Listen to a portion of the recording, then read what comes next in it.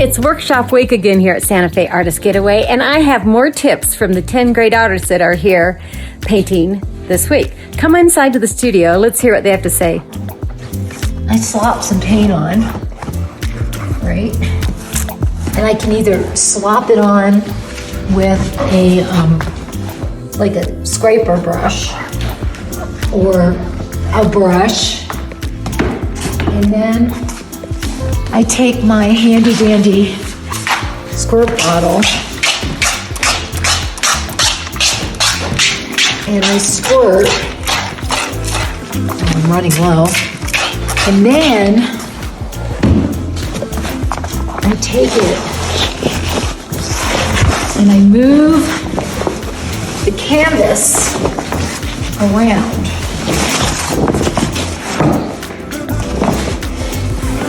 And what happens is I get these really great marks underneath. I do this as kind of as a way of starting a painting.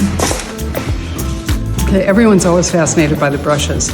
So this is a long, soft brush. So with a soft brush, you get a lot of ink that loads into it, and you can get some pretty soft marks with it. This is a hard brush, but it's a large brush, so you can do very, very large calligraphy with this, or large painting. And this is a chicken feather brush, which I used a smaller version of on this piece over here, and it gives you a lot of really wonderful effects. The paper is very, very thin, and it's called single Schwen. It has no sizing in it, and so the ink runs very in unpredictable ways. And you can do multiple layers, even though it looks fragile. It's not as fragile as it appears. And never underestimate what you can do with ink. So what I want to share with you today is an app that I use a lot. I use it to look at images and understand them in different ways. It's called Notanizer, N-O-T-A-N-I-Z-E-R. So here's a photograph, and getting into the app, just a second here. I know it's here somewhere, Notanizer.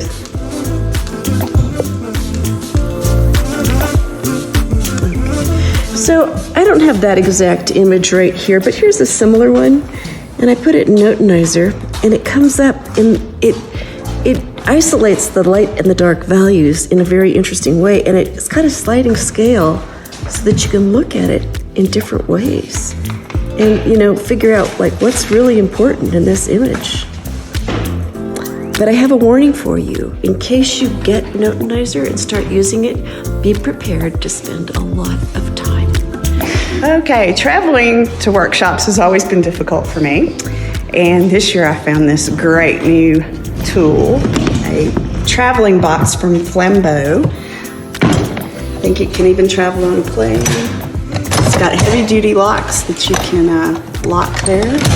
And then the inside has plenty of room for art supplies. A little flip up top here on the tray.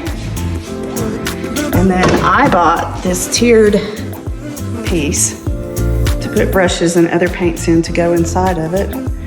And I got all of my supplies in this box for the workshop. And where'd you find these lovely things? I got this piece, this tiered piece at Target, and the Flambeau box came from Dick Work. So look at, there's a handle when you're going through the airport, and wheels. And this thing is so heavy duty. It's awesome. Yep. I think we sold 3 or 4 of them already today. Dick Work love us. One of the things that I really like about the way I paint is that I'm bold and not afraid. And I put a lot of paint on my canvas when I'm starting out, and then I keep going back to make layers. And I'm not afraid to ruin a painting. If it's getting kind of nice, I just go in and put more paint on and hope that I can pull something out. Hello everyone. My tip for the day is that I paint on 4 or 5 gallon buckets. For someone my height, I like to be able to walk all the way around and also it's at arm's length, my paintbrush, so that I can maximize not having very much control of what I'm doing. So one of the things I love about coming to workshops is having the chance to try things that otherwise I just wouldn't do. And for me, at least in this workshop, I've never worked this large. And it's a whole, physically, it's just a completely different thing. So today I'm practicing really just trying to take up all of the space and not really be so concerned about creating composition, but more just about creating visual texture and just playing with the surface and try not to think too much. So that's it. That's my tip. Okay, so brooms make good original marks, and I was at my neighbor's 92-year-old gentleman, and everything is just perfect and is organized in his garage. And I saw this broom that I thought we could throw in the trash, and then he didn't want me to throw away, so I kept it, and now it's part of my mark making and my paintings.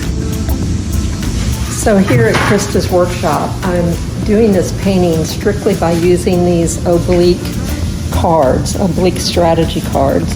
What it is you take a card, turn it up, and then do that on your painting. Turn it over, go to the next one, and go to the next one, and the next one.